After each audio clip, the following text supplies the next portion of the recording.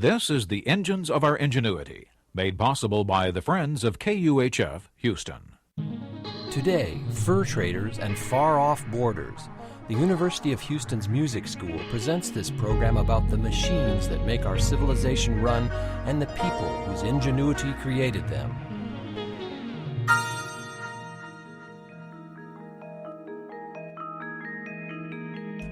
Hudson's Bay Company is the oldest corporation in North America. But this fur empire didn't get that way by being warm and fuzzy with the employees or their four-legged quarry. In 1819, the company was exploring the vast volcanic tablelands of what is now southwestern Idaho.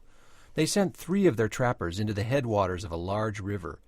The 3 were Sandwich Islanders, native Hawaiians. They vanished and were never seen again.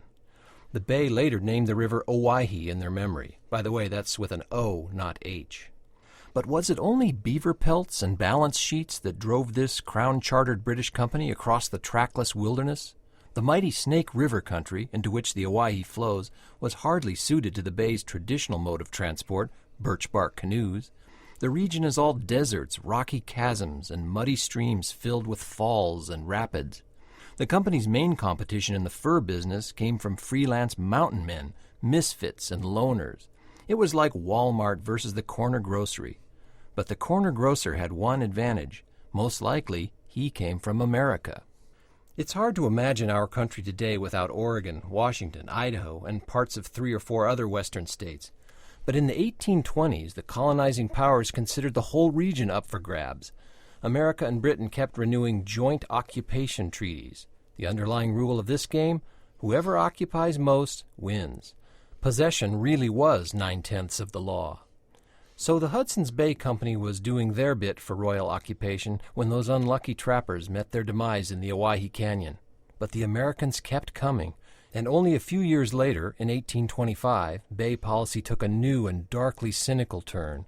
The Bay trappers were ordered to scour the land bare, to kill and skin every single beaver they could find. The rationale? If there are no beaver, there will be no reason for the Yanks to come. Or, if the U.S. finally ended up winning the Oregon Territory, at least Hudson's Bay would have the last of the prized furs. It was scorched earth commerce with the poor beaver caught in the crossfire. Peter Skeen Ogden, the captain of the Snake River Brigade, carried out his grim orders, but not without misgivings.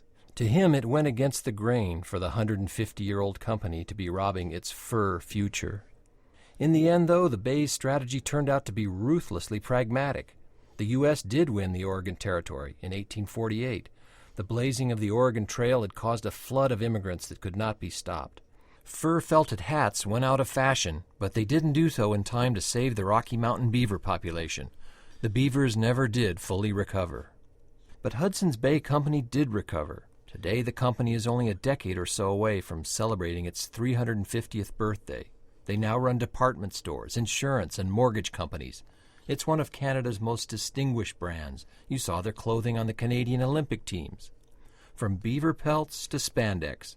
Talk about corporate reinvention. I'm Roger Kaza at the University of Houston, where we're interested in the way inventive minds work.